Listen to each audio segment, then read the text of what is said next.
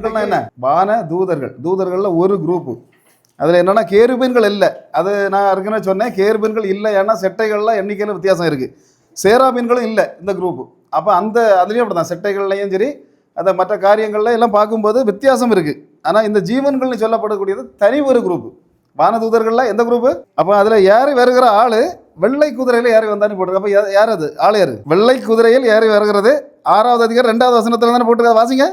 இது வெள்ளை குதிரையில் ஏறி இருக்கிறதுனால இன்றைக்கி அநேக பேருக்கு கன்ஃபியூஷன் என்னன்னா, இது இயேசுன்னு சிலர் சொல்கிறாங்க இயேசு இல்லை அப்படின்னு. ஆனால் அந்த வசனத்தை பார்த்தா அது இயேசுவா இயேசு இல்லையா?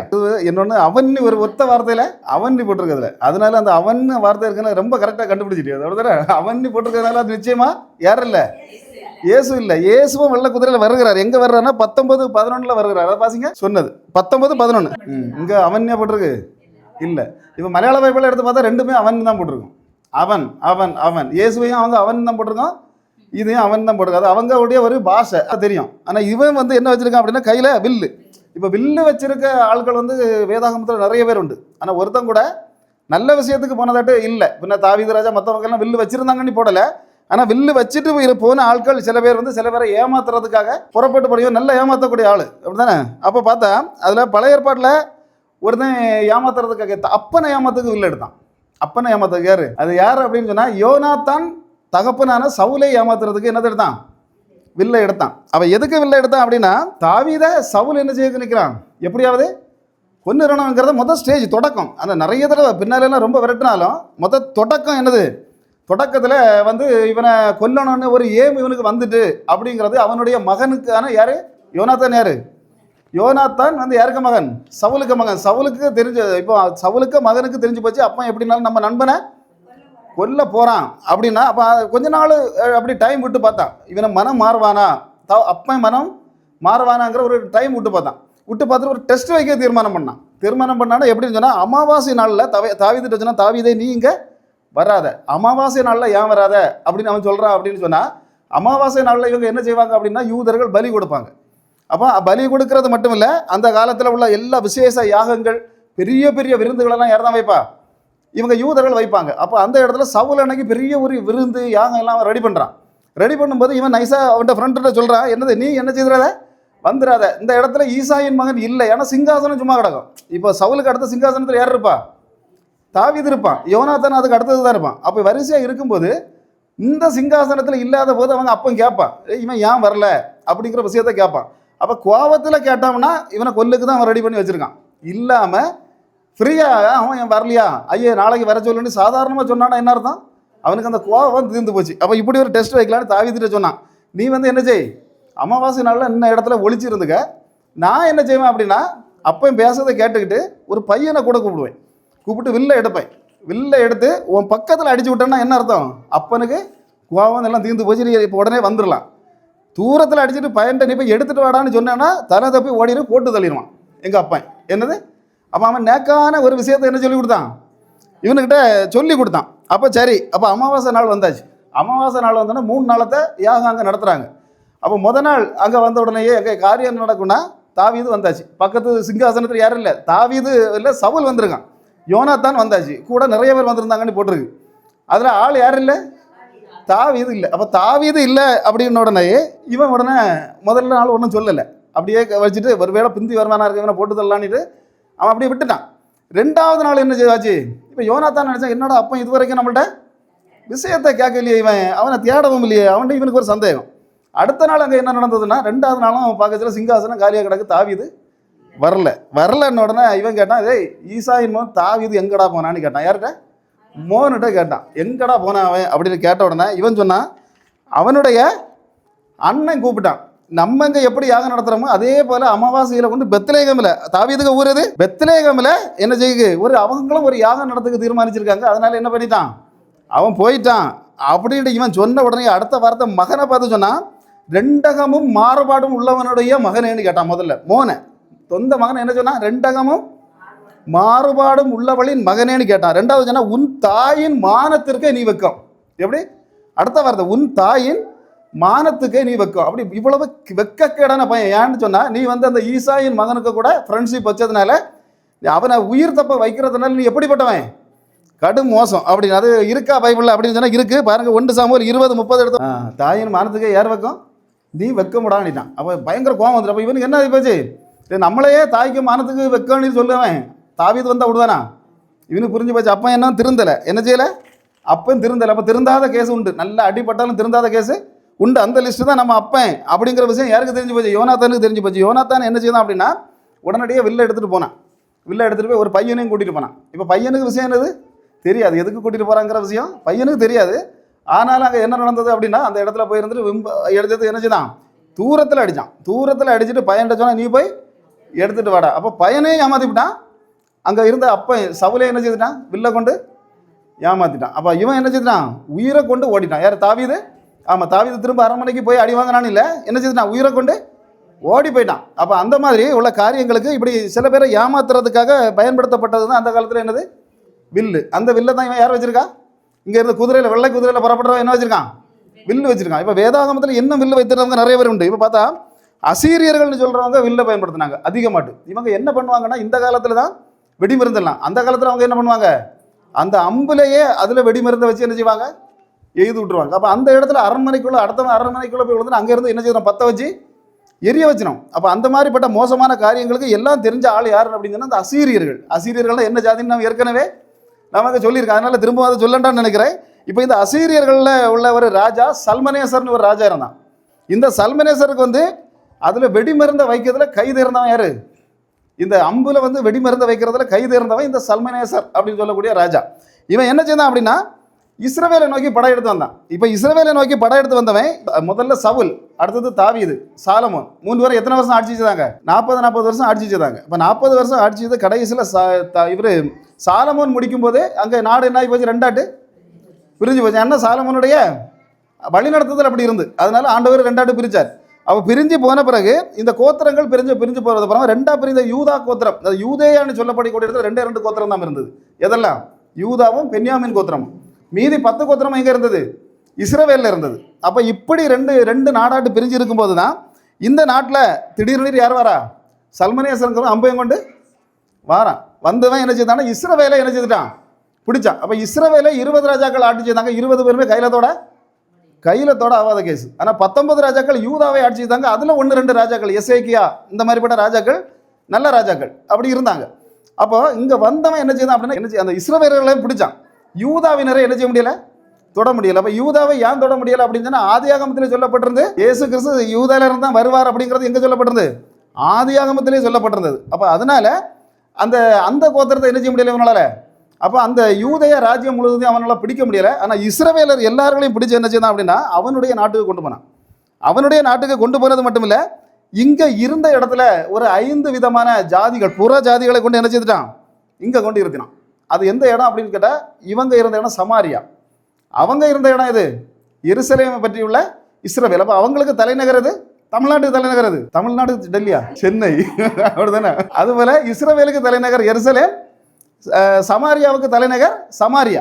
அப்போ அப்படி இருந்ததுனால இப்போ என்ன ஆகி போச்சுன்னா சமாரியாவை சுற்றி உள்ள இடங்கள்ல புற ஜாதிகள் 5 ஜாதிகளை கொண்டு என்ன செய்துட்டான், இங்கே வச்சுட்டு இங்கே இருந்த யூதர்களை பிடிச்சிட்டு போயிட்டான். ஆனால் என் நல்லா தெரிஞ்சிருக்கணும், யூதா கோத்திரம் பென்யாமின் கோத்திரத்தில் உள்ள யூதர்களை மட்டும் அவன் என்ன செய்யலை, பிடிச்சிட்டு போகவே இல்லை. அது 2வது வந்து பிடிச்சிட்டு போனாங்க. யார் பிடிச்சிட்டு போனாங்கன்னா பாபிலோனிய ராஜாக்கள் பிடிச்சிட்டு போனாங்க. தானியேல், இந்த நீங்கள் சொல்ல மாதிரி சாத்ராக், மேஷாக், ஆபேத்நேகோ இவங்களெல்லாம் பிடிச்சிட்டு போனது யார், 2வது. அப்போ அதுக்கு முன்னாடி பிடிச்சிட்டு போனது யார், மற்ற 10 கோத்திரங்களையும் பிடிச்சிட்டு போனவன்.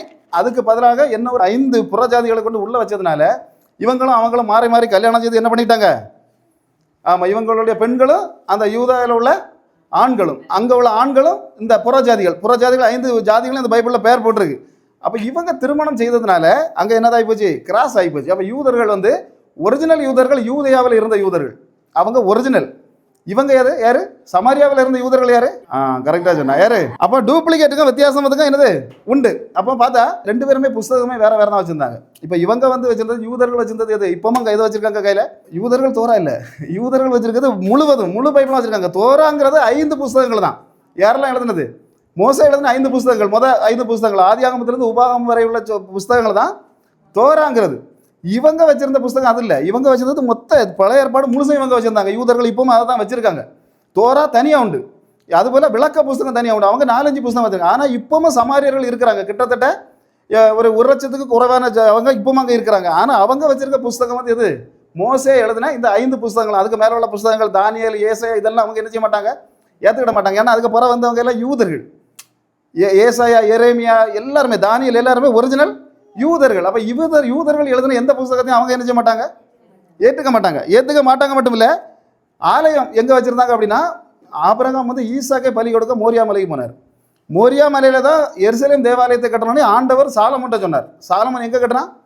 அதே மோரியா மலையில தான் எருசலேம் தேவாலயத்தை கட்டினா. அப்போ அதில் தான் வணங்கினாங்க யார்? யூதர்கள்.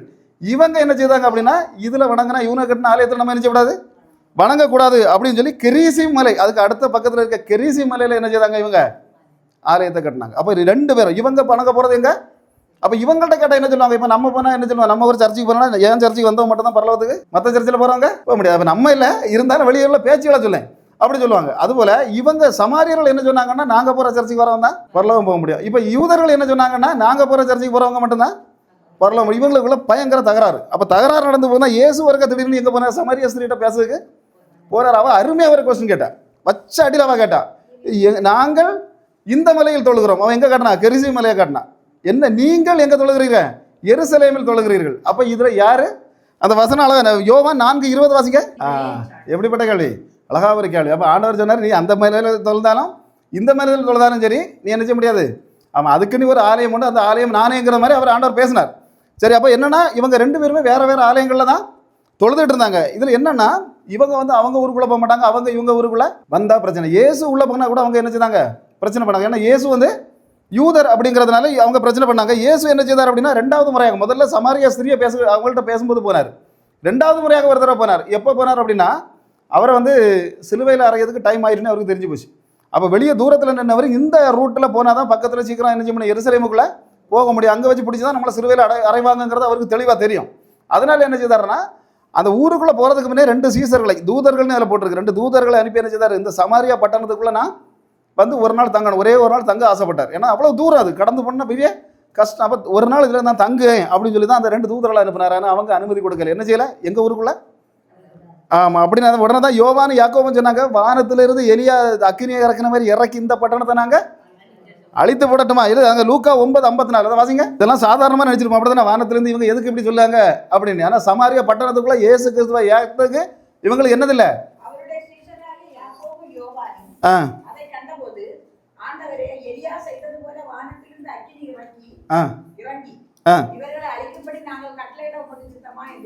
என்ன செய்தாங்க, அக்கினி இறக்கி அழிச்சு போட்டுட்டான்னு கேட்டாங்க. அப்போ அந்த அளவு மோசமாக நடந்தவங்க தான் யார், இயேசுகிட்டே சமாரியர்கள் நடந்தாங்க. அப்போ அதுபோல் அடுத்தது பார்த்தீங்கன்னா, இந்த வேதாகமத்தில் இயேசு செய்த அற்புதங்கள் நிறைய இருக்குது. ஆனால் இதில் எழுதப்படாத அநேக அற்புதங்களை செய்தார்னு யோவான் எழுதி வச்சிருக்காரு. எப்படி எழுதியிருக்காரு, எழுதப்படாத அநேக அற்புதங்களை யார் செய்தா, இயேசு செய்தா. ஆனால் பைபிளில் இயேசு செய்த அற்புதங்கள் 37 அற்புதங்களை பார்த்துருக்கு. நாங்கள் எண்ணி பார்த்துருக்கேன். கரெக்டாக எத்தனை அற்புதம், 37 அற்புதத்தை இயேசு செய்திருக்கிறார். அவர் செய்யாத அற்புதம், அதை செய்த அற்புதங்கள் நிறைய எழுதலை. ஆனால் வெறும் 37 தான் செய்தார்னு இல்லை, அவர் 37,000 செய்தாரா 40,000 செய்தாருங்கிறது வேற. பைபிளில் இருக்கிறது 37 அற்புத அடையாளங்கள் இருக்குது இந்த வேதாகமத்தில். ஆனால் சமாரியாவுக்குள்ள ஒரே ஒரு அற்புதம் தான் அவரால் செய்ய முடிந்தது. எப்படி, எதுக்குள்ள, அதாவது எருசலேம் என்கிற யூதேயாவும் சமேரியாவும் 2 சரியான பெரிய பெரிய பட்டணங்கள் தான். ஆனால் 20க்கும் மேற்பட்ட அற்புத அடையாளங்களை எங்கே செய்தார், யூதேயா நாடு கலிலேயா நாட்டுக்குள்ளே செய்தார். ஆனால் எங்கே அவரால் செய்ய முடியல, சமாரியாவில் செய்ய முடியல. ஒரே ஒரு அற்புதத்தை தான் செய்தார். என்ன அற்புதம், 10 குஷ்டரோகிகளை சுகப்படுத்தினார். 10 பேரும் சமாரியர்கள் இல்லை, அதில் திரும்பி வந்தான் பாருங்க ஒருத்தன், அவன் சமாரியனாக இருந்தான். அதில் போட்டிருக்கு, அவன் சமாரியனாக இருந்தான். அப்போ அந்த சமாரியனை தான் என்னது, இதுதான் பைபிளுக்குள்ள ஆழங்களை என்ன செய்யணும், முதல்ல தெரிஞ்சு தான் படிக்கணும். சும்மா நம்ம மேலே அப்படி இந்த மற்ற மாடு வந்து புல்லை மேய்ஞ்சது மாதிரி மேய்ஞ்சிட்டு என்ன செய்யக்கூடாது, போகக்கூடாது. ரொம்ப தெளிவாட்டு அதை படிக்கணும். அப்போ வாசிக்கும் போது அதில் தெரியுது, அதில் வந்தவன் நான் பார்த்தேன், நான் எதுக்கு தேடுறேன் தெரியுமா, ஆண்டவரே நீங்கள் இந்த சமாரியா பட்டணத்துக்குள்ள ஒரு அற்புதமாக செய்திருக்கலாம், எனக்கு பார்க்கணும் ஆண்டவரே, 4 விஷயத்தையும் தேடினேன். அப்படி தேடும்போது தான் கிடைச்சது என்னது இந்த. ஏன்னா மற்றது வந்து சமாரியா ஸ்திரீட்ட பேசினாரே தவிர அங்கே வேற எந்த அற்புதமும் செய்யல. ஆனால் பிலிப்பு போய் ஆயிரக்கணக்கான அற்புதங்களை செய்தான்னு வேதாகமத்தில் போட்டிருக்கு, அப்போஸ்தலர் நடவடிக்கைகள். இப்போ அதில் நம்ம மேட்ரு. ஆனால் அங்கே என்ன நடந்தது இப்படி. ஆனால் இதில் ஏன் இப்படி இவங்களை வந்து இப்படி ஜென்ம பகையாளர்களாக ஆக்கின ஆள் யார் அப்படின்னா, இந்த அசீரிய ராஜா வில் அம்பை வைத்துக்கொண்டு என்ன செய்தான் அது அங்கே போய் அவங்கள பிடிச்சி கொண்டு போன ஒரே காரணத்தினால தான் இவங்க யூதர்களும் சமாரியர்களும் 2 பிரிவாட்டு பிரிய வேண்டிய. அப்போ வில்லு அம்பு எடுக்கிறவன் என்ன செய்வான்? ஒன்றுலே அழிவுக்கு போவான், ஒன்றுலே தான் அழிந்து போவான், இல்லைன்னா அடுத்தவனை அழிக்க போகிறவன் தான் என்னத்தை வச்சுருப்பான்? ஆமாம். அப்போ இவன் வந்து வெள்ளை குதிரையில் இருக்கான். அப்போ வெள்ளை குதிரையில் இருக்கிறான் அப்படின்னு சொன்ன உடனே அநேக பேர் நினைக்கிறது இயேசு தான் அப்படின்னு. அநேக பேர் இந்த விஷயங்களுக்கு கிளியராக பார்க்காம இயேசு தான் அப்படின்னு. அப்போ இயேசு இல்லை, இது இயேசு மாதிரி. இயேசு மாதிரி கேள்விப்பட்டிருக்கீங்களா? இயேசு மாதிரின்னா என்னது? இப்போ இந்த அரிசிக்குள்ளே கல் போடுவாங்க, பார்த்துருக்கீங்களா? அதை உள்ள கிடக்க கல் எதுக்கு போடுவாங்க? வெயிட்டு பிடிக்க. அது வந்து அரிசியா? அரிசி மாதிரி. அல்லேலூயா. அரிசி மாதிரி. வத்தலுக்குள்ளே செங்கப்பொடியை பொடிச்சு போடுவாங்க. வத்தல் பொடிக்குள்ளே என்னது? செங்கப்பொடி. அது வந்து என்னது? வத்தலை. ஒரிஜினல் வத்தலா? வத்தல் இல்லை, வத்தல் மாதிரி. காப்பிக்குள்ளே இப்போ குதிரை சாணம் போடுவாங்களா? என்னது? இன்னும் ஜென்மத்தில் யாராவது குடிப்பீங்களா காப்பி? குதிரை சாணியை என்ன செய்யாங்க? ஜீவிதத்தில் என்ன செய்யக்கூடாது? ஆமாம், அதை குடிக்கக்கூடாது. அதுக்கு பிறகு தான் கொஞ்சம் நாங்கள் எல்லாம் பால் குடிக்கிறது. இருந்தாலும் வீட்டில் சொல்ல எனக்கு பால் மட்டும் போதும். இது அரைஞ்ச நாளில் இருந்து என்னது? எனக்கு பால் மட்டும் போதும், நீங்கள் என்னத்தையும் குடிங்க. இல்லையா? நீங்கள் குதிரை சாணியோ யானை சாணியோ எதை வேணாலும் நீங்கள் என்ன செய்யுங்க? குடிங்க. அப்போ இப்படி மிக்ஸ் பண்ணாங்களாம் காப்பியில். அப்போ அது என்னது? காப்பியாது, காப்பி மாதிரி. இப்போ ஏசா வந்து வேட்டாக்கி போயிட்டான், வில்ல எடுத்துட்டு. எங்கே போனா? வேட்டாக்கி போயாச்சு. அப்போ அங்கே வந்து ஒருத்தன் நின்னான், நான் தான் ஏசா. அவன் ஏசாவா? ஏசா மாதிரி. லாபான் வீட்டுக்கு ஒருத்தன் போனான். எதுக்கு? இல்லை, லாபான் வீட்டுக்கு இவன் போனான். இப்போ லாபான் வீட்டுக்கு போனான்னா இவன் வந்து யாக்கோபு வந்து பொய் சொல்லுறதுல டிகிரி தான் முடிச்சிருந்தான். அவன் பிஹெச்டியே முடிச்சிருந்தான். யாரு? இல்லை, இவன் போனவன் டிகிரி முடிச்ச ஆள் தான். ஆனால் அவன் எப்படி? அவன் பொய் சொல்லுறதுல பிஹெச்டியே முடிச்சிருந்தான். அவன் நினைச்சதுனா ராத்திரியோட ராத்திரி எட்டு கொண்டு போய் யாரை கொண்டு விட்டான்? அங்கே இவன் நினைச்சது என்னது? ராகேல். அது ராகேலா? ராகேல் மாதிரி. அல்லேலூயா. ஒரு நாள் என்ன செய்ய முடியாது? ஈசாக்கு கிட்ட, அதாவது ஈசாக்கு படுக்கையில் படுக்கும்போது இவன் வந்தான். யார்? யாக்கோபு வந்தான். யாக்கோபு வந்து என்ன துணியை உடுத்துட்டு இருந்தான். அது யாருக்கு துணி? அது ஏசாய்க்கு துணி இல்லை, அது ஏசாய மாதிரியே உடுத்துக்கிட்டு வந்து என்னது? அவனுக்கு துணி இல்லை. மாதிரி தான், மாதிரி. அதுபோல உடனே அடுத்தது கொஞ்ச நாள் ஆண்டவர் ஒன்று சும்மா உள்ளவர் இல்லை, இவன் கடையில் கிடந்தான். யாரு? எவன் துணியை கொண்டு ஏமாத்தினாரு அவன் கடையில் கிடக்கும்போது ஒரு 10 பேர் வந்தான். யார்? அவனுக்கு பிள்ளைகள் துணியை கொண்டு. யோசேப்புக்கு துணி. அது யோசேப்புக்கு துணியா? யோசேப்புக்கு. அதை நீ எந்த கொண்டு ஏமாத்துறியோ அதை கொண்டே உன்னை ஏமாத்துகிற ஒரு தெய்வம் உண்டு. அதை யோசிக்கணும் முதல்ல. நாம சும்மா ஆராதனைக்கு போறது வந்தோம் அப்படின்னு இல்லை. நீ எதை கொண்டு எவனை ஏமாத்துறியோ, பக்கத்து வீட்டுன்னு ஏமாத்துறா, அப்பனை ஏமாத்தினாலும் சரி, ஒன்னு அதை வச்சா என்ன செய்யணும்? ஏமாத்துகிற ஒரு தெய்வம் உண்டு. ஒன்னை ஏமாத்தாம அவர் விட மாட்டார். வாழ்க்கையில் அதை அனுபவிக்காம அதை விட மாட்டார். அதனால தான் சொல்றது, இருக்கிற நாள் வரைக்கும் என்ன செய்யணும்? அடுத்தவனை வெள்ளை குதிரைன்னு இயேசுன்னு நினைக்கப்படாது. அது யாரவா இருக்கலாம்? அந்தி கிறிஸ்துவாகவும் இருக்கலாம். அப்ப பாருங்க, இயேசு கிறிஸ்து எப்ப வருகிறார் அப்படின்னு கேட்டா 19:11 தான் வருகிறார். அதான் வாசிங்க பார்க்கலாம். வருக யுத்தம் பண்ணுகிறார். சரி, அப்போ இவர் எங்க வருகிறார்? அதுதான் முக்கியம். எப்படி? வெள்ளை குதிரையில வரக்கூடிய இயேசு எப்ப வருகிறார், ஏன் வருகிறார்? இது வந்து எங்க வருகிறார் அப்படின்னு சொன்னா ஒலிவ மலையில தான் வருவார் அப்படின்னு சொல்லி இயேசு கிறிஸ்து பிறப்பதற்கு, இயேசு கிறிஸ்துக்கு 2வது வருகை தான் ஒலிவ மலை வருகிறது, வெள்ளை குதிரையில வருகிறது. ஆனா இயேசு கிறிஸ்து ஏற்கனவே பிறந்து 2024 வருஷத்துக்கு முன்னே பிறந்துட்டார். அப்படிதானே? அவர் பிறப்பதற்கு 520 வருஷத்துக்கு முன்னே வருதுன்னு சொன்னான். 2வது வருகையில் எங்கே வருவாருன்னு? ஒலிவ மலையில தான் இறங்குவார். அப்படி கரெக்டாக எழுதி வச்சான். அதுதான் வேதாகமம். எத்தனை வருஷத்துக்கு முன்னே எழுதியிருக்கு பாருங்க. இனி நடக்கக்கூடிய சம்பவத்தை எப்போ எழுதி வச்சிருக்காரு? இயேசு கிறிஸ்து முதல்ல இந்த பூமியில் பிறக்கிறதுக்கு 520 வருஷத்துக்கு முன்னே சகரியாங்கிற ஒரு தீர்க்கதரிசி தெளிவாக எழுதி வைத்தான். என்னன்னா சகரியா 14:4 வாசிங்க. எப்போ சொல்லியிருக்கு? இயேசுக்கு 520 வருஷத்துக்கு முன்னாடி தீர்க்கதரிசி தெளிவாக சொன்னால் என்ன செய்யும்? ஒலிவ மலையில் வருவார். ஒலிவ மலையில் அவர் இறங்கினோன்னா 2 ஆட்டு பிளந்து போகும் அப்படின்னு. அப்போ இவர் வந்து இந்த ஒரு தீர்க்க தரிசனத்தில் சொன்னோடதோட விடலை. எனக்கு தெரிஞ்சு ஒரு மிகப்பெரிய தீர்க்க தரிசனம் 6 தீர்க்க தரிசனம் சொன்னார். இதே சகரியா தீர்க்க தரிசி 6 தீர்க்க தரிசனம். அதில் 3 தீர்க்க தரிசனம் முதல் வருகையை பற்றி இருந்தது. இன்னும் 3 தீர்க்க தரிசனம் 2வது வருகையை பற்றி சொல்லப்பட்டிருக்கு. அப்போ முதல் வருகையில் என்ன நடந்தது அப்படின்னு சொன்னால் சகரியா 9:9 ஒரு தீர்க்க தரிசனம் சொன்னார். அதை வாசிங்க. ஏசு இறங்கி வந்தாரா? கழுதைக்கு மேலே இறங்கி வந்தாரா? கழுதையும் கழுதை குட்டியும் கட்டி காண்பீர்கள், அதை என்ன செய்யுங்க? அவுத்துட்டு வரங்கன்னு இயேசு சொன்னார். ஏறி வந்தார். எத்தனை வருஷத்துக்கு முன்னே எழுதினாவே? 520 வருடங்களுக்கு முன்பாக தெள்ள தெளிவாக இயேசுவை பற்றி எழுதினது. அது எங்கே நடந்ததுன்னு சொன்னால் 4 சுவிசேஷர்கள் எழுதி வச்சிருக்காங்க. ஆனால் சில விஷயங்கள் வந்து என்ன செய்வாங்க? சுவிசேஷர்கள் ஒருத்தர் எழுதுவார், 2 பேர் எழுதுவார், 3 பேர் எழுதுவார். 4 சுவிசேஷர்களும் கழுதைக்கு மேலே ஏறி வந்த சம்பவத்தை என்ன செய்திருக்காங்க? எழுதி வச்சிருக்காங்க. மத்தேயு 21 இருக்கு, மார்க்கு 11, லூக்கா 19, யோவான் 12. இத்தனை தான் என்ன இருக்கு அதில் தெளிவாக போட்டிருக்கு. எப்படி போட்டிருக்குன்னா பாஸ்கா தொடங்குவதற்கு முன்பாக இயேசு செய்தார்னு போட்டிருக்கு. அப்போ நல்ல ஒரு திருவிழா தொடங்குறதுக்கு முன்பாக இந்த காரியத்தை செஞ்சாலும் 4 சுவிசேஷர்களும் தெள்ள தெளிவாக எழுதி வச்சிருக்காங்க. அதில் பார்த்தா எங்கேருந்து இவர் புறப்படுகிறார், நான் அதை பார்க்க எங்கேருந்து இவர் புறப்பட்டார் அப்படின்ட்டு அதையும் பார்க்கணும்னு சொல்லி பின்ன அதுக்கு முன்ன உள்ள அதில் ஒருத்தர் தான் எழுதி வச்சிருக்கார் எங்கேருந்து புறப்பட்டார் அப்படின்னு. அதில் பார்த்தா அவர் பெத்பேகே என்று சொல்லப்படக்கூடிய ஒரு இடத்துல இருந்து என்ன செய்யாரு, கிளம்பி அப்படி அதில் வந்த உடனே சொல்றாரு, பக்கத்து கிராமத்தில் போய் கட்டி வச்சிருக்கத அவுத்துட்டு வாங்க. இது எங்க கட்டப்பட்டு இருக்குங்கிறது ஆண்டவருக்கு தெரியும். அவர் நிற்கிறது வேற, அவர் நிற்கிறது வேற ஊர்.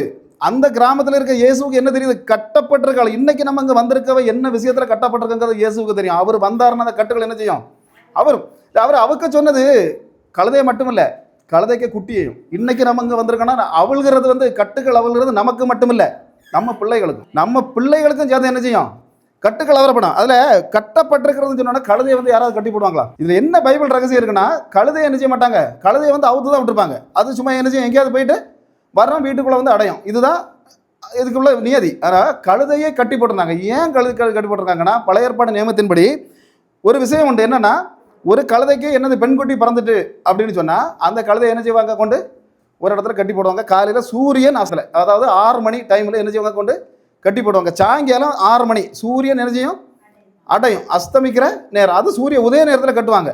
அடைய நேரத்தில் அதுக்குள்ளே யாராவது கொண்டு வந்து என்ன செய்யணும், ஒரு ஆட்டுக்குட்டியை கொடுத்து அந்த கழுதையை அவுத்துட்டு போயிடணும். அப்படி இல்லைன்னா அவங்க அதை என்ன செய்வாங்கன்னா, களத்தாரத்து மலையிலேருந்து உருட்டி சாவுக்கு காத்திருந்த கழுதை. அது இது வந்து பார்க்கணும். எங்கே பார்க்கலாம் அப்படின்னா, யாத்திராகவும் 13:13 போட்டிருக்கு. அதை வாசிங்க. என்ன செய்யணும், களத்தை முறிச்சு அங்கேருந்து தள்ளி விடணும். இது ஒரு வசனத்தில் இல்லை, நிறைய வசனத்தில் இருக்குது. அப்போ எல்லா வசனத்தையும் எடுத்து வாசிக்கணும் அப்படின்னு சொல்கிறேன். என்னென்ன நடக்குது, சாவுக்கு காத்திருந்த ஒரு கழுதை. அது இயேசு வந்துட்டாருன்னா எப்படிப்பட்ட சாவாக இருந்தாலும், எப்பேற்பட்ட சாவாக இருந்தாலும் என்ன நடக்கும், விடுதலை உண்டு. கழுதைக்கு மட்டுமில்லை விடுதலை, கழுதைக்கு குட்டிக்கும் என்னது விடுதலை. இயேசு யாரிட்டாருனாலே விடுதலை சம்பவிக்கும். அதுதான் உண்மை. இப்போ நம்ம வீட்டுக்குள்ளே வந்துட்டாரு, இயேசு உள்ள இறங்கிட்டாருனாலே என்னது விடுதலை சம்பவம். அவரா கழுதை குட்டி. நான் கூட இந்த வசனத்தை பார்த்தோன்னே இன்னைக்கு தான் இதுல இருந்து கேட்டேன், ஆண்டவரே ராஜாக்கள் எல்லாம் ஏறி போகிறது குதிரையில், நீங்கள் ஏன் கழுதையில் ஏறி போறீங்க, நீங்கள் கழுதையில் ஏறி போகிறதுக்குரிய ரகசியம் என்ன? அல்லேலூயா. ஆண்டவர் மறுபடி சொன்ன வார்த்தை என்ன தெரியுமா, நான் வந்து ராஜாவாகத்தான் என்ன செய்தேன், கழுதையில் ஏறி போனேன். இனி ராஜாதி ராஜாவாக குதிரையில் தான் ஏறி வருவேன். அல்லேலூயா. வேத வசனம் தெளிவாக சொல்லுது, கிழக்கு வாசல் வழியாக குதிரையில் ஏறி என்ன செய்வாராம், 1000 வருஷ அரசாட்சி நடப்பதற்கு முந்தின நாள் என்ன செய்வார், உள்ள யாரை போவார்னு வேதம் சொல்லுது. அதுக்குள்ள வசனங்கள் தெளிவாக பார்க்கும்போது ஆண்டவர் வந்து அன்னைக்கு கழுதையில் ஏறினார். இனி அவர் வர்றது கழுதையில் இல்லை, கழுதையை விடுவிக்கிறதுக்காக தான் அன்னைக்கு கழுதையில் ஏறினார். இனி வரப்போகிற இயேசு எப்படி வெள்ளை குதிரையில் வாயில பட்டயத்தோட வருவார் அப்படின்னு போட்டு. அதே மாதிரி அதே போல இந்த தீர்க்க தரிசி வேற என்ன சொன்னா அப்படின்னா, முதல் வருகையில் உள்ள இன்னொரு தீர்க்க தரிசனத்தை தெளிவாக சொன்னான். அப்படியாது சகரியா 11:12-13 வாசிக்க பார்க்கலாம். என்ன சொன்னாங்க, 30 வெள்ளிக்காசுக்காக இயேசு விற்கப்படுவார்ன்றதை யார் சொன்னா, இந்த சகரியா தீர்க்க தரிசி சொன்னான். வித்த ஆள் யாரு, அதுக்கு கீழே போட்டிருக்கு குயவன். அதுக்கு கீழே உள்ள வசனத்தில் போட்டிருக்கா, எத்தனை வருஷத்துக்கு முன்னே எழுதுனா, குயவனுக்கு கொண்டு யார் இறஞ்சா, வித்த பைசா கொண்டு என்ன செய்தான், இவனை பார்த்தா பரிமள தைலத்துக்கு 300 வெள்ளிக்காசு விலை போட்டான். இயேசுக்கு எத்தனை வெள்ளிக்காசு, 30 வெள்ளிக்காசு, அவ்வளோதான். பரிமள தைலத்துக்கு அவனே கூட இருந்தவன் 3.5 வருஷம் கூட இருந்தவன், எல்லா கணக்கையும் வச்சிருந்தவன் கையில். இவன் அவர் பெரிய லெவலில் ஆக்கி வச்சிருந்தார், பெரிய பிரசங்கி, அதாவது இயேசு கிறிஸ்துவுடைய பெரிய சீசன். ஆனால் இவன் செய்தது என்னது, 300 வெள்ளிக்காசு பரிமள தைலத்தை பார்த்தோன்னு சொல்லி நான் இதுக்கு 300 வெள்ளிக்காசு கிடைக்கும். கடைசியில் இயேசுக்கு என்ன சொன்னா, 30 வெள்ளிக்காசு தானுங்க, அது போதும். அப்போ பாருங்க எடை எப்படி போடுறான். அதுபோல் இவருக்கு கதைகளெல்லாம் பார்த்தோன்னு சொன்னால், இவனுக்கு பேரை யாராவது பிள்ளைகளுக்கு வைப்பீங்களா, யூதாஸுங்கிற பிள்ளைகளுக்கு உங்கள் சர்ச்சில் இருக்கா பேர் யூதாஸ், ஏன் இருக்காது? இந்த உலகத்திலேயே இதுவரைக்கும் யூதாஸ்ன பேர் யாரும் செய்யல, ஒரு பேரும் வைக்க மாட்டான். ஏன்னு சொன்னால் இவனுடைய புத்தி அப்படி இருந்தது, அதனால தான் சொல்கிறது. அப்போ பாருங்க, வெள்ளிக்காசுக்கு 30 வெள்ளிக்காசுக்கு வித்தான் அப்படிங்கிற விஷயத்த 4 சுவிசேஷர்களும் சொன்னாங்க. மத்தேயு, மார்க்கு, லூக்கா, யோவான் 4 பேருமே சொன்னாங்க. ஆனால் மத்தேயு மட்டும்தான் சொன்னார், குயவன் நிலையத்தில் கொண்டு இறஞ்சிருக்குன்னு சொல்லி விஷயத்தை வந்து மத்தேயு மட்டும்தான். மத்தேயு 27:7 வேற மற்ற சுவிசேஷர்கள் என்ன சொல்லலை. ஏன் தெளிவாக சொல்லப்பட்டது அப்படின்னு சொன்னால், அந்த தீர்க்கதரிசி எழுதினதை சொன்னதை நிறைவேற்றினார்னுக்காக மத்தேயு என்ன செய்தார், தெளிவாக அந்த விஷயத்தை அதில் எழுதி வச்சார். அடுத்தது பார்த்தீங்கன்னா, அடுத்தது இன்னொரு தீர்க்க தரிசனத்தை சொல்லியிருந்தார். அந்த இயேசுவின் முதல் வருகைக்கு அந்த டைம்லேயே இன்னொரு தீர்க்க தரிசனம் சொல்லப்பட்டிருந்தது. சகரியா 13:7 வாசிங்க.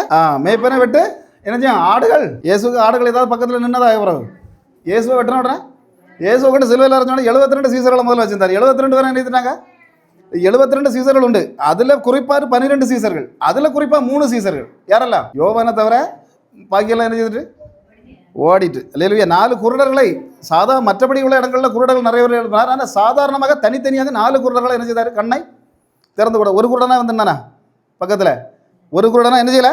10 குஷ்டரோகிகள், ஒருத்தர் சமாரியம் திரும்ப வந்தான், ஆனால் சிலுவை பக்கத்தில் வந்தானா, ஒருத்தன் கூட என்ன செய்யலை, வரல. மரிச்சு போன 3 டெட் பாடிகளை, இப்போ 1 வீட்டில், 1 ரோட்டில், 1 சுடுகாட்டில், அப்படி தானே.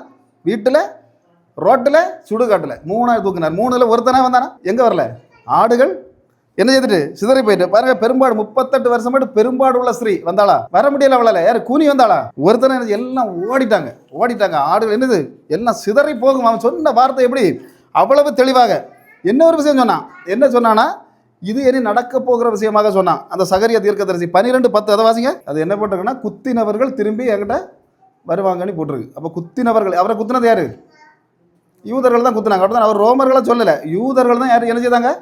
இயேசுவை குத்தினாங்க. அப்போ அந்த குத்தினவர்கள் திரும்ப வருவார்கள் இனி அடுத்த வருகையில் வரும்போது. ஆனால் ஏற்கனவே இந்த வருகையில் அவங்க என்ன செய்யலை?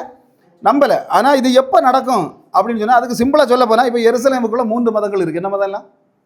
இப்போ எருசலேமுக்குள்ளே நம்ம பார்க்கும்போது இஸ்ரவேல் நாட்டுக்குள்ளே எருசலேம் இருக்கிற இடத்துல 3 மதங்களுக்கு கட்டுப்பாட்டில் தான் அது இருக்குது. ஒன்று கிறிஸ்தவர்கள், இன்னொன்று யூதர்கள், இன்னொன்று முஸ்லீம்கள். 3 ஆபிரகாமிய மதங்கள். ஆபிரகாமுக்கு தலைமுறையாக கொண்டு வந்த 3 மதங்கள் தான் யூதம், இஸ்லாம்.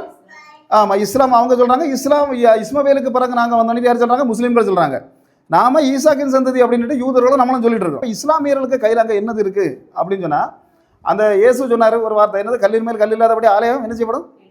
இடிக்கப்படும். அப்போ அந்த நேரத்தில் வந்து இடிச்சிட்டு போனது. அந்த நாட்களில் இயேசு சொல்ல 70 வருஷத்துக்குள்ள டைட்டஸ் ரோமன் ஒரு ராஜா, அவனும் சேர்ந்து, அதாவது முதல்ல வந்து நேப்காத்நேச்சர் இடிச்சுட்டு போனதில் மீதி வந்து ஆலயம் முழுசாக கட்டப்படாம இருந்தது.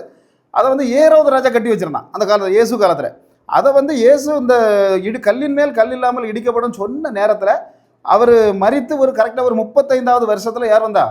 ரோம ராஜா. அவன் டைட்டஸுங்கிறவன் வந்து தரமட்டமாக இடிச்சு போட்டுட்டு போயிட்டான். அப்போ அந்த இடிச்சு போட்டுட்டு போன உடனேயே அந்த இடத்துல ஒரே ஒரு சுவரை மட்டும் இடிக்க முடியலை. அதுதான் இப்போ அழுகையின் சுவர்ன்னுட்டு யூதர்கள் சொல்கிறாங்க. அப்போ அந்த சுவரை மட்டும் இவன் இடிக்க முடியாமல் போட்டுட்டு போயிட்டான். ஆனால் அதே இடத்துல ஒரு முஸ்லீம் ராஜா வந்து என்ன செய்துட்டான்? ஒரு ஆலயத்தை கட்டினான். இஸ்ரவேலில் தான் கட்டி வச்சிருக்கான். அதனால தான் இப்போ 3 நாடு அடி சும்மா நடக்குது. என்னத்தினால? அவன் கட்டிட்டான். அப்போ கட்டிட்டானா இவங்க என்ன செய்கிறாங்கன்னா, அவங்களுக்கு முஸ்லீம்களுக்கு முக்கிய இடங்கள் எது அப்படின்னா மக்காவும் மதினாவும். எது? சவுதி அரேபியாவில் இருக்குது. அவங்களுக்கு அந்த 2ம் தாண்டி 3வது எதுன்னு சொன்னால் அல்லஸ்கா மசூதி ஆகிய இந்த மசூதி, எருசலேமில் இருக்கக்கூடிய இந்த மசூதி. அவங்க என்ன கதை சொல்கிறாங்க அப்படின்னா, அங்கே இருந்து அவருடைய முகமது நபி, அப்படிதானே ஒரு நபி, அவர் என்ன பண்ணாருன்னா அங்கேருந்து இங்கே வந்தார். இங்கே வந்து இந்த அல்லஸ்கா மசூதி, எருசலேமில் இருக்க அல்லஸ்கா மசூதியில் இருந்து தான் அவருடைய அல்லாஹ் என்ன செய்தாராம்? சொர்க்கத்துக்கு, பரலோகனே நம்ம சொல்கிறோம், சொர்க்கத்துக்கு கொண்டு போய் அங்கேருந்து திரும்ப சொர்க்கத்தை முழுசும் காட்டி கொடுத்து திரும்ப கொண்டு இங்கே விட்டாராம். அப்போ அதனால அவங்க வந்து என்ன பண்ணுறாங்க, அங்கே அதாவது வாழ்நாளில் ஒரு காரணம் மக்காவுக்கும் மதினாவுக்கும் கண்டிப்பாக அவங்க போகணும், இல்லைன்னா சொர்க்கம் இல்லைன்னு சொல்கிறாங்க. அதுபோல் 3வது இடம் எதுதான்? அல்லஸ்கா மசூதி. இந்த இஸ்ரவேல் நாட்டுக்குள்ளே இருக்குது இந்த மசூதி. இந்த மசூதி புனிதமாக வச்சுருக்காங்க. அவங்க கையில் தான் என்னது இருக்குது? இந்த மசூதி இருந்துகிட்டு இருக்கு. அப்போ 2வது கிறிஸ்தவர்கள் கையில் என்ன இருக்குது? அங்கே பார்த்தா அவர் மரித்த கல்லறை என்னது இருக்குது? கல்லறை அவங்ககிட்ட இருக்குது கிறிஸ்தவர்கள்ட்ட. அவர் சிலுவை சுமந்து நடந்து போன இடங்கள் இருக்குது. அதுபோல் அவங்க அப்பா அம்மா வாழ்ந்த இடங்கள் கிறிஸ்தவர்கள் கையில் இருக்குது. பார்த்தீங்கன்னா சிலுவையில் தொங்கின இடம் இப்போ கிறிஸ்தவர்கள் கையில் இருக்குது. ஆனால் கிறிஸ்தவரோட கையில் இருக்குன்னு உடனே நம்ம பெந்தேகோஸ்து மாதிரி ஒரு டீம் மட்டும் நாங்கள் வச்சுக்கிட்டு இருக்குன்னு இல்லை, 6 டீமுகள் அங்கே வச்சுருக்காங்க. ஏது அப்படின்னு கேட்டால், ஒன்று கிரேக்கு ஓர்த்தோடாக்ஸ் வச்சுருக்காங்க, அவங்க ஒன்று. 2வது ரோமன் காத்தலிக், உலகத்திலேயே கூடுதல் நபர்கள் யார் தான்?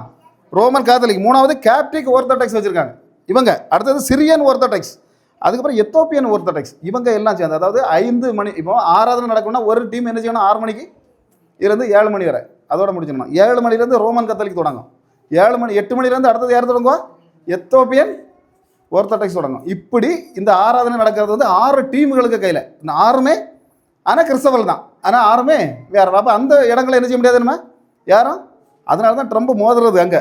யாரும் அதை போய் தட்டிட்டு போயிடக்கூடாது. சரி, அப்போ யூதர்கள் கையில் என்ன இருக்குது அப்படின்னு சொன்னால், இப்போ அந்த நான் சொன்ன அந்த மேற்கு சுவர் அந்த இடிக்க முடியாது அப்படின்னு சொல்லி அவன் போட்டுட்டு போன அந்த சுவர், அதை அவங்க வந்து இங்கே என்ன செய்கிறாங்க அப்படின்னு சொன்னால், தலையில் இப்போ மோதுறாங்க. அதில் இப்போ அவங்க நடந்துகிட்டு இருக்கிறது என்னது?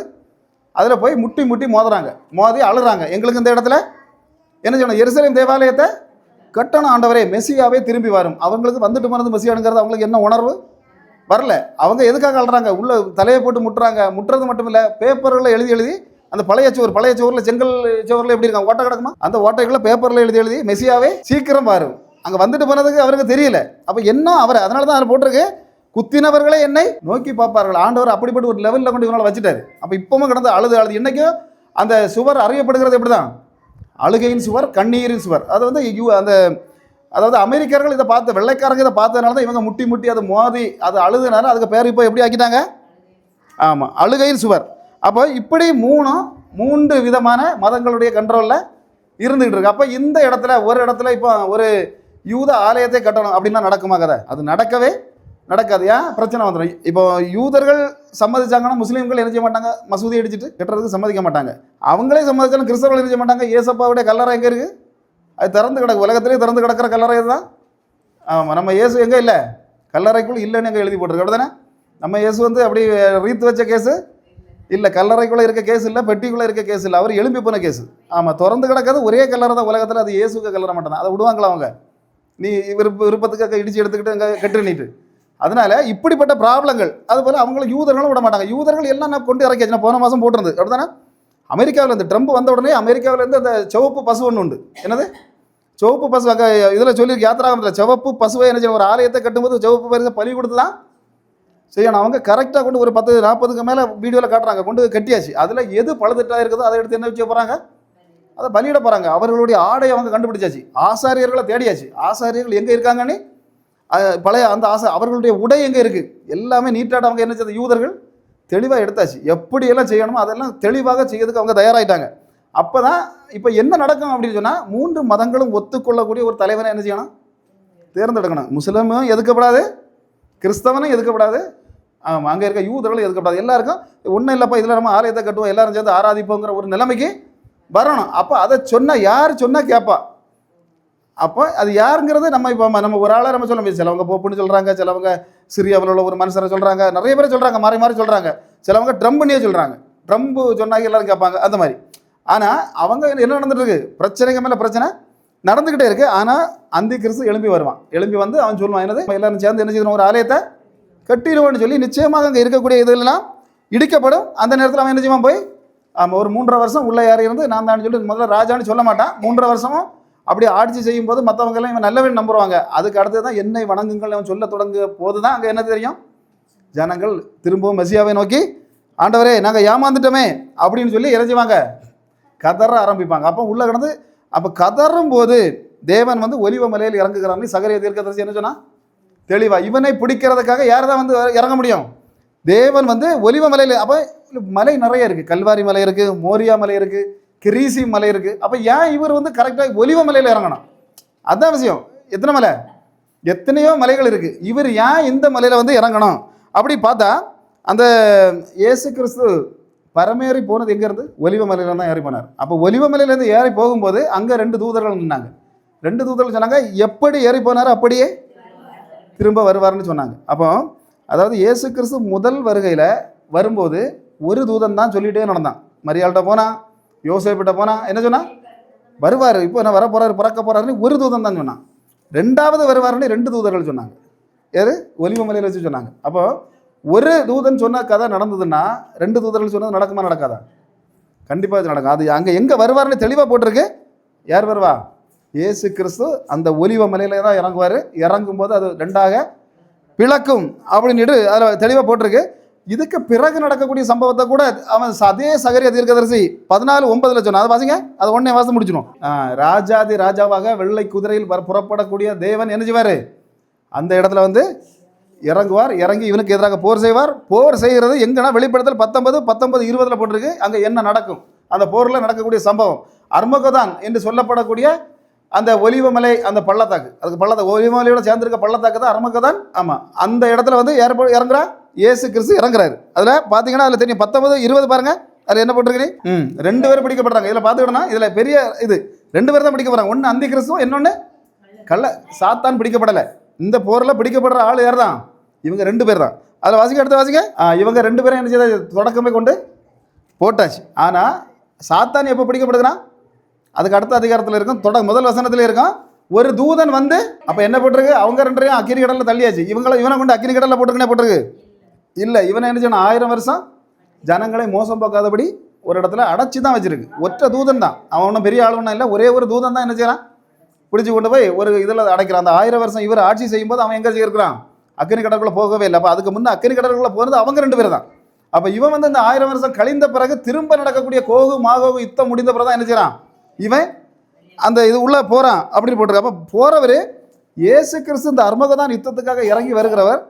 ஒலிவ மலையில் இறங்கி 2வது எந்த வாசல் வழியாக உள்ளே போவார்னு கூட வேதாகமம் சொல்லுது, கிழக்கு வாசல் வழியாக. யார் சொன்னான்னு சொன்னால் எசேக்கியேல் தீர்க்கதரிசி அதாவது இயேசு கிறிஸ்து அவர் தெளிவாக எழுது, அது எசேக்கியேல் 44:1-2 அதை வாசிக்க முடிச்சிடும். இயேசு வந்து கழுதையில் கிழக்கு வாசல் வழியாக தான் உள்ளே போனார். அப்போ போட்டிருக்கு என்னது, இயேசு கிறிஸ்து உள்ளே போயிட்டு வந்தாச்சு, திரும்ப இனி அவர் வருவது வரைக்கும் இது பூட்டி தான் கிடக்கணும். இன்னைக்கு வரைக்கும் அதை ஒருத்தன் திறக்க முடியல. என்ன நடக்கல, இஸ்ரவேல் தேசத்தில் இந்த கிழக்கு வாசலை திறக்க முடியாமல் இருக்கு. ஏன் திறக்க முடியல அப்படின்னு சொன்னால், 500 வருஷத்துக்கு முன்னாடியே, இதுக்கு முன்னே திறந்துடலாம் நல்லா பார்த்தாங்க. 500 வருஷத்துக்கு முன்னாடியே ஒரு முஸ்லீம் ராஜா பிடிச்சவன் அதை என்ன செய்துட்டான் அப்படின்னு சொன்னால், அதுக்கு முன்னாடி கல்லறைகளையும் கட்டி வச்சிருக்கான். யாருக்கு, முஸ்லீம்களுக்கு கல்லறைகள் இப்போ இருக்குது. அதுக்கு ஏன் அது செய்கிறாங்கன்னா, உங்கள் மெசியா யூதர்கள் என்றைக்கும் கல்லறையை தாண்டி ஆலயத்துக்குள்ளே வரமாட்டாங்க. அப்போ இயேசு கிறிஸ்து யூதர், இவர் வந்து எப்படி அந்த கல்லறையை தாண்டி கிழக்கு வாசல் வழியில் உள்ளே போகிறத பார்ப்போம் அப்படிங்கிற மாதிரி அவங்க செஞ்சு வச்சுருக்காங்க. இப்போமா அது அந்த கல்லறைகளும் இருக்குது, கிழக்கு வாசல் அடைஞ்சு கிடக்கு. ஆனாலும் தேவன் சொன்ன தீர்க்க தரிசனத்தின்படி அங்கே கல்லறைக்குள்ளாடி வரப்படாதுன்னு எந்த இடத்திலும் தீர்க்க தரிசனத்தில் அது இவங்க எண்ணம் தான். அல்லேலூயா, இவங்க எண்ணம் தான் அது. ஆனால் அது என்ன இருந்தாலும் சரி, தேவன் ஒலிவ மலையில் இறங்குவார். இறங்கி வருகிற தேவன் என்ன செய்வார், இந்த கிழக்கு வாசல் வழியாக சொல்லப்பட்ட தீர்க்க தரிசனத்தின்படி வருவார். அப்போ பார்த்தா நம்ம சில விஷயங்கள் இந்த மெசேஜில் என்னதெல்லாம் 6:2 படி வெள்ளை குதிரையில் இருக்கக்கூடிய ஆள் அந்தி கிறிஸ்து, இயேசு இல்லை. 19:11 இருக்கக்கூடிய ஆள் தான் யார், இயேசு கிறிஸ்து. 2வது ஒலிவ மலையில் தான் அவர் இறங்குவார். 3வது அர்மகோதான் யுத்தம் முடிந்த பிறகு தான் இவர் என்ன பண்ணுவார், அவனை அந்த யுத்தத்தில் பிடித்து திரும்ப வந்து 1000 வருஷ அரசாட்சியை தேவன் செய்வார். அது செய்கிறதுக்கு கிழக்கு வாசல் வழியாக தான் உள்ளே நுழைவார் அப்படிங்கிறது கூட இருக்குது. இதெல்லாம் முடிந்த பிறகு தான் 2வது இன்னொரு 1000 வருஷம் கழிந்த பிறகு யார் விடுதலையாவா, பூட்டப்பட்டிருக்க சாத்தான் வழியாகவே நிறைய பேர் என்ன செய்தான், மோசம் போக்கினான். அப்படி தானே கோகு மாகோகு ரஷ்யா அதுகளெல்லாம் மோசம் போக்கி திரும்பவும் தேவனுக்கு நேராக போருக்கு கொண்டு வந்து வானத்திலிருந்து அக்கினி இறங்கி பட்சித்து போட்டது. அதோட நியாய தீர்ப்பு தொடங்குகிறது. அல்லேலூயா. அப்போ நியாய தீர்ப்பு, இதுக்கு பிறகு ஒரு யுத்தமும் இல்லை, ஒன்றும் இல்லை. ஆமென். கர்த்தர் தாமே இந்த வார்த்தைகளை பரிசுத்தப்படுத்துவாராக. அல்லேலூயா.